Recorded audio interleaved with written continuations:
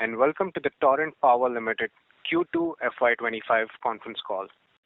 As a reminder, all participant lines will be in the listen-only mode, and there will be an opportunity for you to ask questions after the presentation concludes. Should you need assistance during the conference call, please signal an operator by pressing star then 0 on your touchtone phone. Please note that this conference is being recorded. I now hand the conference over to Mr. Saurabh Mashruwala, CFO from Torrent Power Limited. Thank you, and over to you, sir. Thank you so much. Good evening to all of you, and thank you for joining the earnings call of Torrent Power for Q2FY25. First, I will take you to the performance of the quarter, after which phone lines will be open for Q&A session.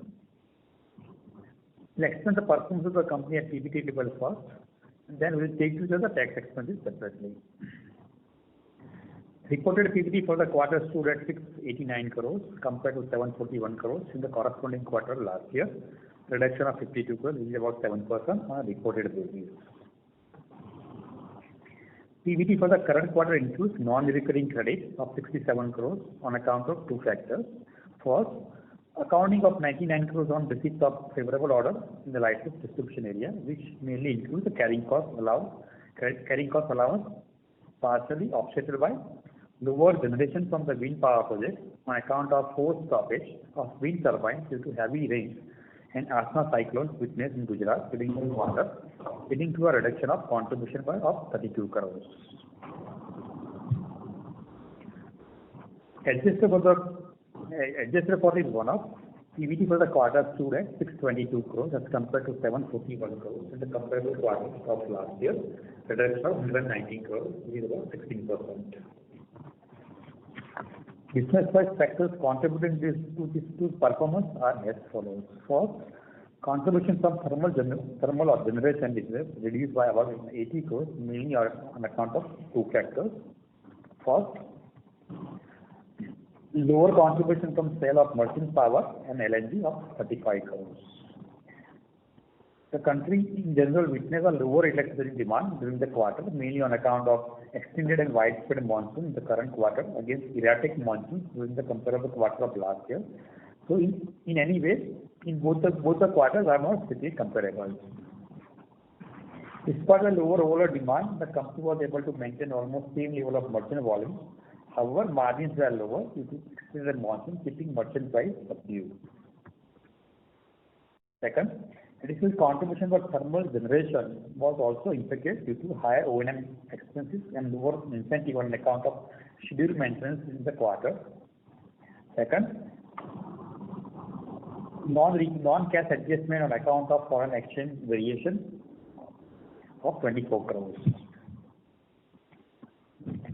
The contribution from renewable generation adjusted for the one-off item reduced by 29 crores on account of first, lower PLF from existing wind and solar power plant due to lower wind speed, resources, and irradiation respectively. Lower contribution from capacity of 274 megawatts commissioned during the quarter as the project is under stabilization phase. The operation license as well as franchise business compensated each other, and the segment as a whole remains stable in terms of profitability. Demand growth was flat during the quarter at 1% across all our distribution areas. Balance deviation is on account of other income and finance cost and depreciation.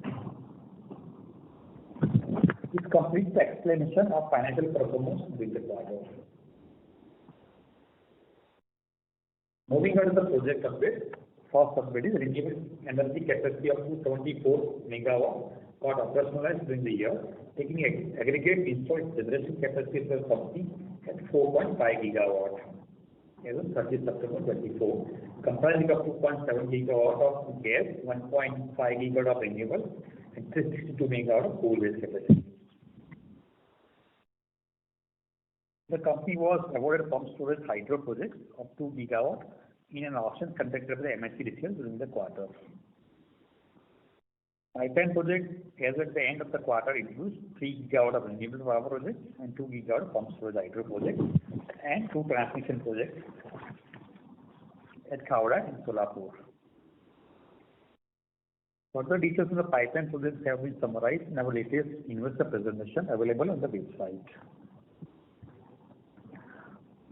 Moving on to the new ventures, first, company's pilot project in green hydrogen blending with a CNG in UP is expected to commission shortly. Further, the company has got allocation of 18 KTPA green hydrogen production under SAP PLI tender at an average PLI of 28.89 kg. Technical feasibility has been done and declared business planning under preparation. With respect to pumped storage hydro project, have identified project site with potential of 8.4 gigawatt for pumped storage hydro in the state of Maharashtra and UP. Pre-feasibility study completed and MOF terms of reference has been granted for the entire capacity of 8.4 gigawatt. Agency also appointed for the EIS study. As informed earlier, we have been received LOA for providing pump storage facilities to MSCDCL for aggregate capacity of 2.2 gigawatts. That's all for the quarter. Now I would request coordinator to open the line for Q&A session. We wish everybody to stay safe and healthy. Thank you so much. Handing over line to operator. Thank you very much. We will now begin the question and answer session. Anyone who wishes to ask a question may press star and 1 on their touchtone phone. If you wish to remove yourself from the question queue, you may press star and 2. Participants are requested to use handsets while asking a question. Ladies and gentlemen, we will wait for a moment while the question queue assembles. Again, if you wish to register for a question, please press star and 1.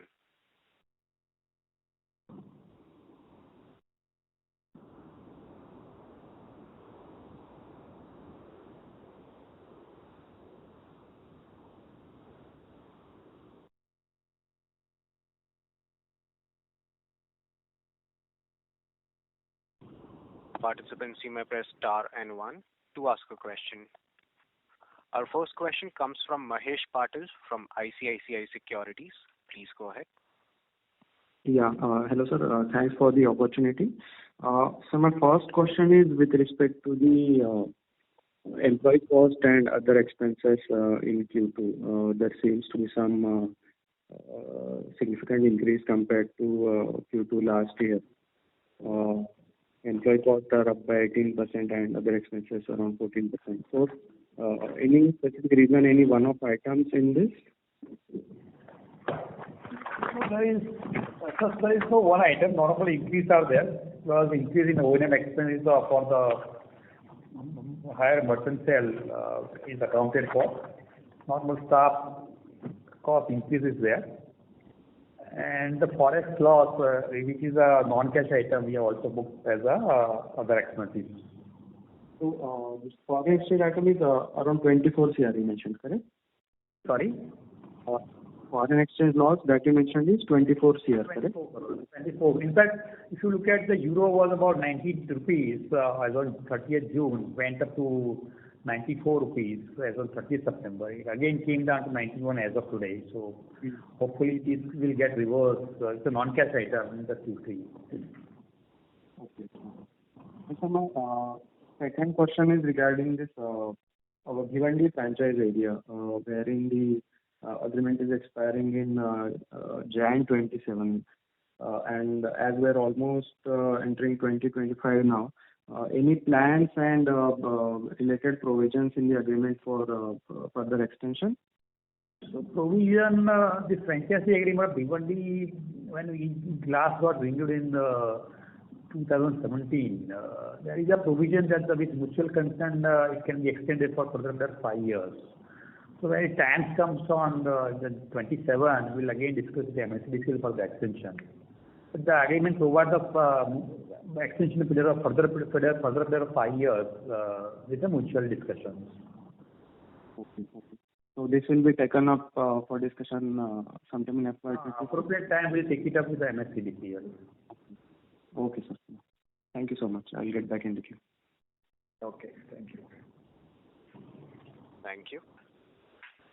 A reminder to all the participants, if you wish to register for a question, please press star and 1.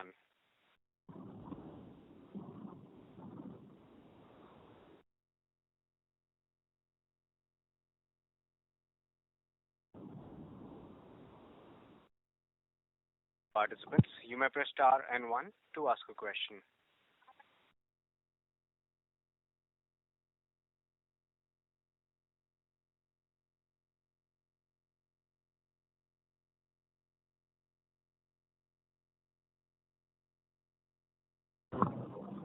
Our next question comes from Amit Binde from Morgan Stanley. Please go ahead. Yeah. So I just wanted to know the exact quantum of merchant EBITDA that was there in the base quarter, because to the extent that I remember, in Q2F24 we just had around 25 crores of merchant EBITDA, I think so. And notes to the account said around 150 crores of revenue on that, which you used to disclose earlier. So now if I say 35 crores of difference, then we are indicating minus 10 crores of merchant EBITDA. I don't think that would be the case, right? We wouldn't be selling anything on loss. So if you can help us with the exact numbers.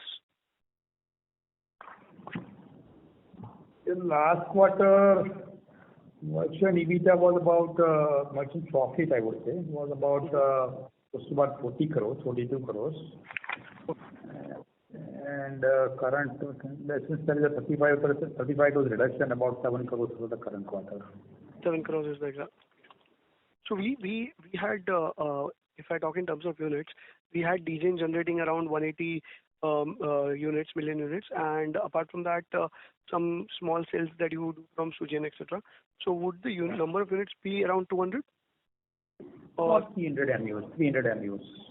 So you sold 300 MUs and you made us 7 crores of profit. Yeah. Okay.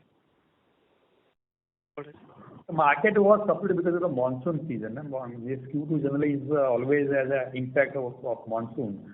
And Okay. this quarter monsoon is very widespread and very heavy as compared to the last week was a very erratic monsoon, not that widespread. So demand last quarter or similar quarter demand was very strong as compared with the current quarter. So which has impacted the merchant sale also, as well as our wind and solar PLF also this quarter. Then if I look at 300 units approximately sold, 7 crores of merchant EBITDA, we're just making a 0.2 EBITDA per kilowatt. That's like pretty low. I mean, then if you look at the price also over the exchange also, it was lower as compared. It was lower, yeah. Price. Yeah. Right. So and if you compare by period also, it was a bit higher as compared to last year. So monsoon has impacted the quarter in terms of merchant volumes as well as PLF, wind and solar PLF also. So if you look at Amit, last year Q2, there were erratic monsoons and it was not widespread compared to current year. In this quarter, it was a very widespread and very good monsoon, because of which the demand has been impacted.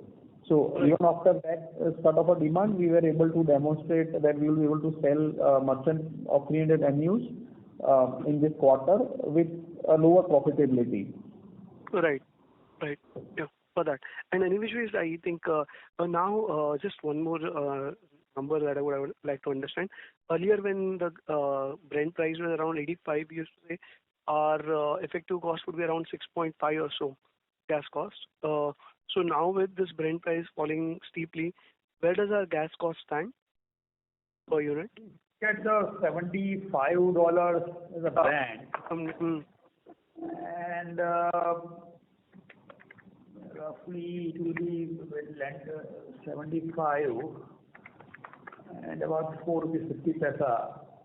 I think Amit, I think our long-term contracts are linked with Brent, so 3-month dated Brent. But for spot cargoes, they are typically sort of fixed rate prices. I'm not able to get clear understanding on what is your question. You can't directly compare Brent with merchant cost of fuel. Long-term contracts are linked to Brent, but for merchant we typically book spot cargoes and then we tend to convert that into fixed rates also. So effectively we'll have to look at it on a MMBTU basis. Right. Okay, got it. Because I was just trying to compare it with the slope, because the Brent was correcting. Then I thought probably we'll have lower gas cost and lower pricing probably to. That you are right. That is for our long-term contracts, which are typically for our PPAs which we have. Got it. Yeah. Thanks for clarifying. Thank you. Those were my questions. Thank you.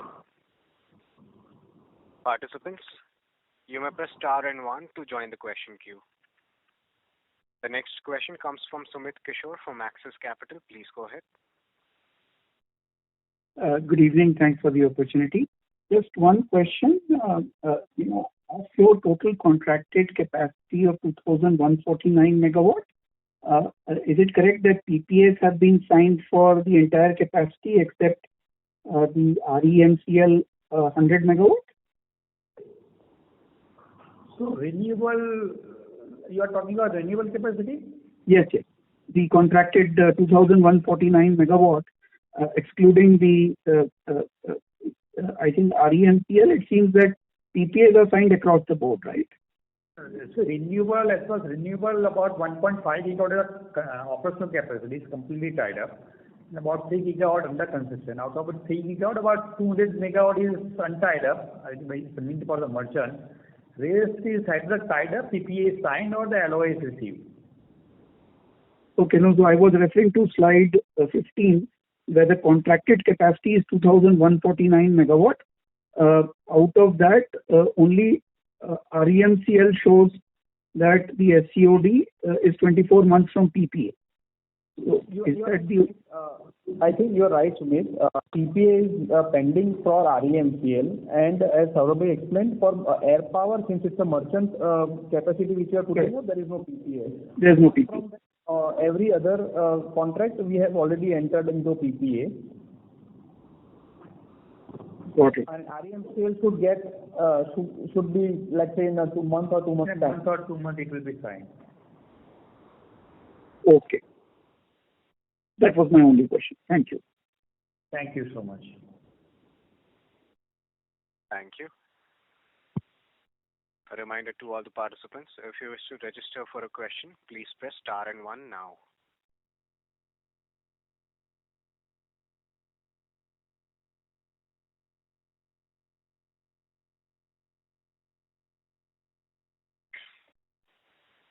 The next question comes from Anuj Upadhyay from Investec Capital. Please go ahead. Yeah, hi. Thanks for the opportunity, sir. So just want to get your sense on the reimposition of Section 11. It has been extended for the thermal, but not for the gas-based station. So want to know your view on this, and if you can elaborate more on the recent PSP tie-up which we did with Maharashtra, that would be helpful, sir. So in terms of Section 11, it is during the summertime it was imposed first time for the gas-based power grid. So thereafter they haven't got renewed also. So we'll have to see next summer how the next summer will be.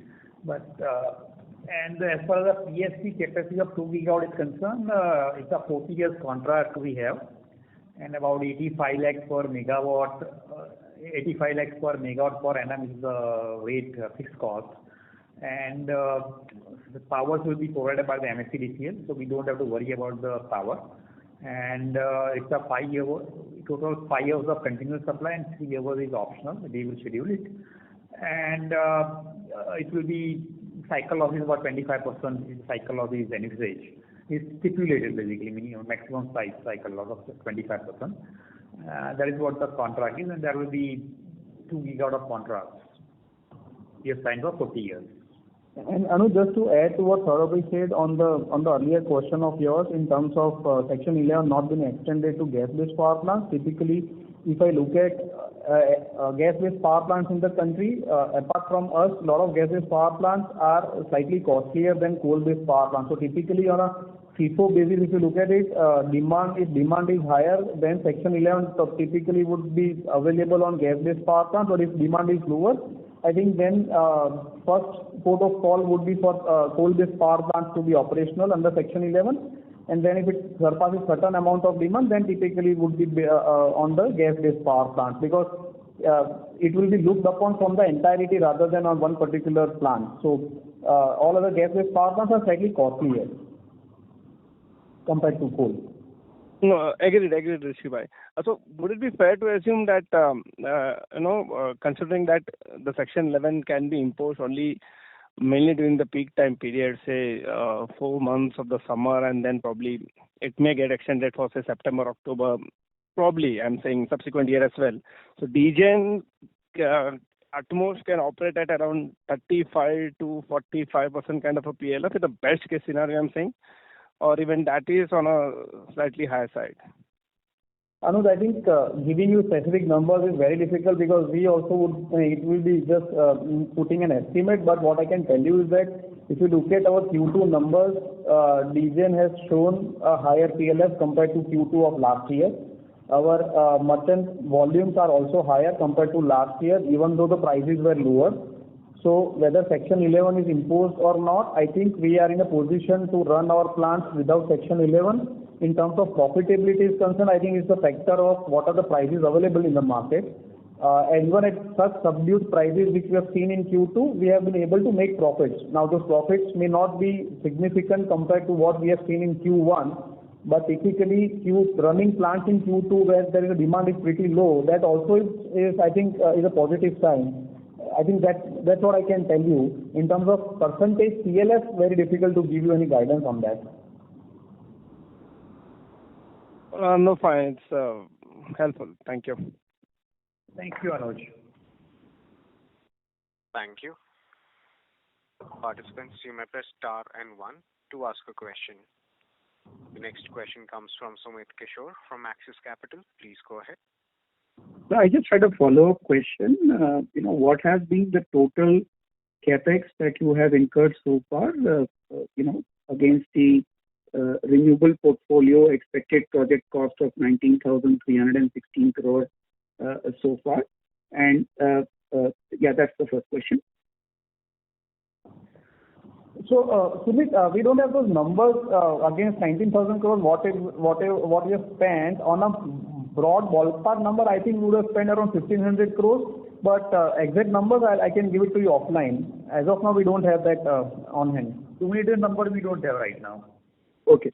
So total capex that you have incurred in first half of the year at a consolidated level would be how much? This is 15 billion is only for RE. So, sorry, you're talking about the consolidated H1 capex which you have spent? Yeah, so 15 billion is the RE capex that you have incurred so far for under construction projects. What is the total H1 RE, consolidated capex also if you have? Yeah, I'll tell you. So for renewables, for the H1, we have spent around 650 crores in the renewables part of it.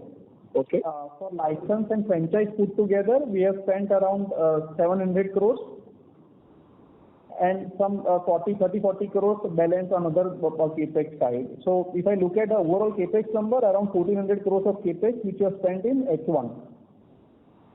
Okay. So just one observation that I wanted to clarify. If I look at capital work in progress in the BSE filing, as of 30th September 2024, it is 2,143 crores, and as of March 2024, it was 2,472 crores. So CWIP seems to have come off in the first 6 months. So I would have thought that they should have gone up. No, I think, Sumit, so that's because we have also commissioned around 247 megawatts of capacity for our TPLD 300 megawatt project. Partly it is because of that, and partly because our license distribution also would keep on capitalizing or commissioning certain projects. Yeah, very clear. It is because of the capitalization only. Capitalization. Okay. Thank you.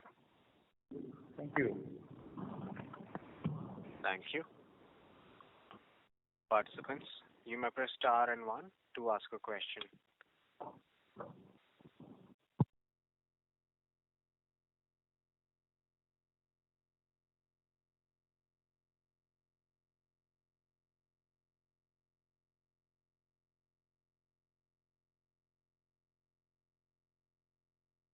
Participants, if you wish to ask a question, please press star and 1 on your touchtone phone.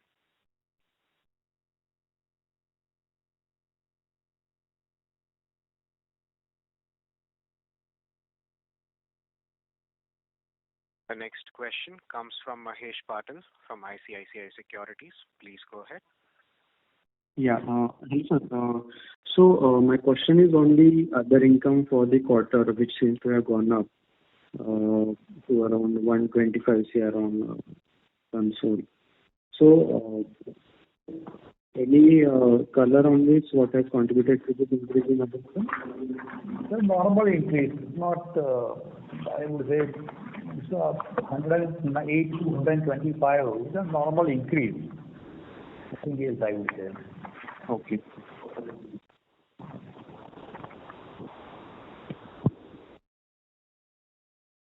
Mr. Patil, you have any further questions? No, thank you. Thank you. Before we move on to the next question, a reminder, you may press star and one to ask a question. The next question comes from Sagar Gandhi from Invesco Mutual Fund. Please go ahead. Yeah, good day, sir. My question is on the renewable portfolio. So while we are planning to expand it to 4.3 gigawatts over the next 3 to 4 years, can you highlight or give a broad perspective on any challenges that you face for evacuation of this upcoming capacity? So if you look at the renewable portfolio, so long this will be the land acquisition, evacuation.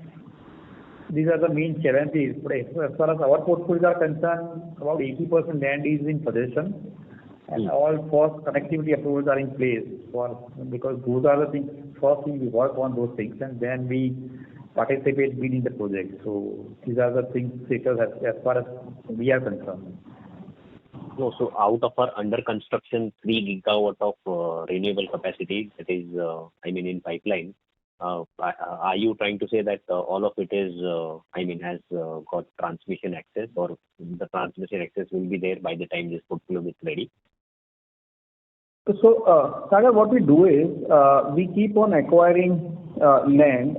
So last 2 years, if you look at it, then the 3 gigawatt which we are looking at was built effectively in last 9 months. But before that also, even though we were not winning some bids, we kept on acquiring land which provided good PLF in terms of solar or wind. Along with it, we also kept on applying for connectivity approvals. So effectively what has happened is for this 3 gigawatt which is under construction, we have around 80% land which is already available.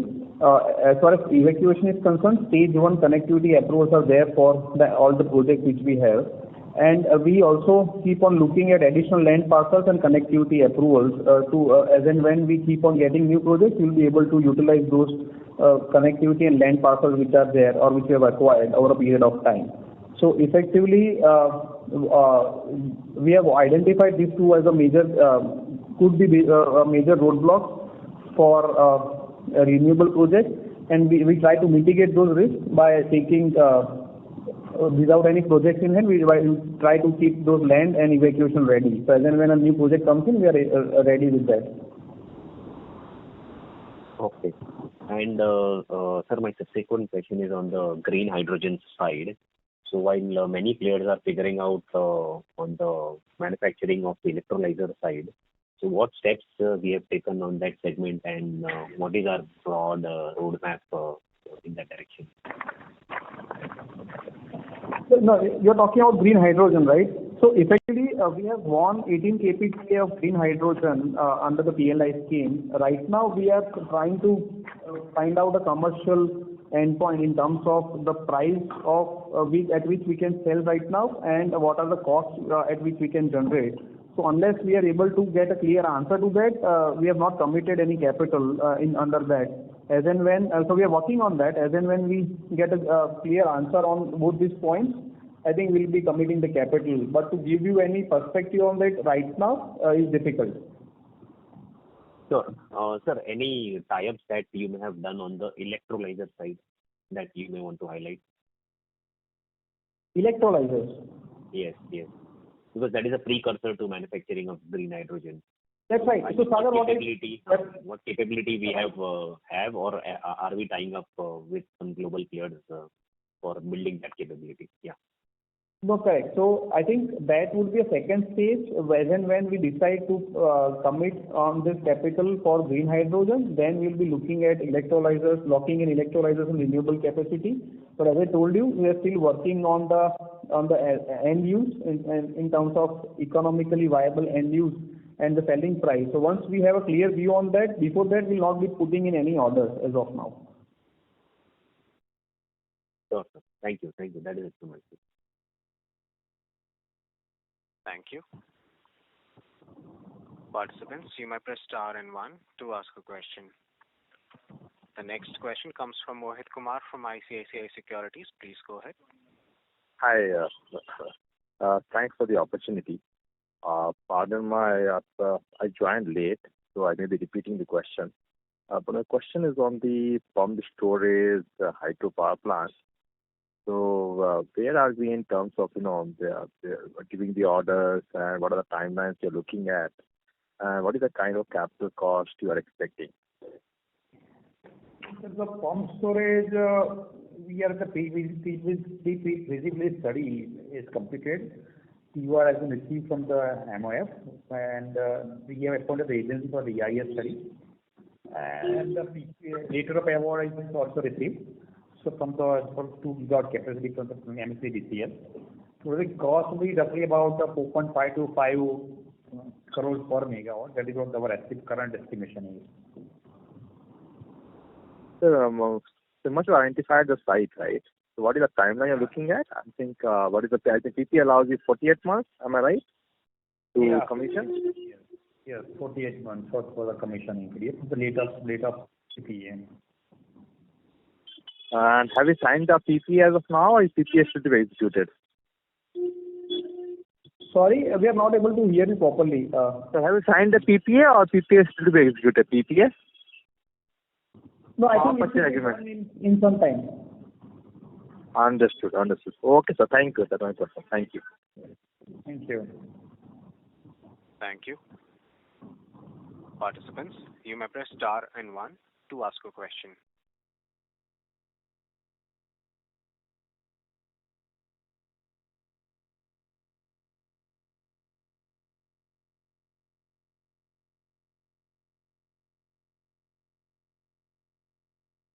As there are no further questions from the participants, I now hand the conference over to Mr. Saurabh Mashruwala for closing comments. Thank you so much for joining Torrent Power's earnings call. Thank you very much. We wish everybody to stay safe and healthy. Thank you so much. Thank you. On behalf of Torrent Power Limited, that concludes this conference. Thank you for joining us, and you may now disconnect your lines. Thank you.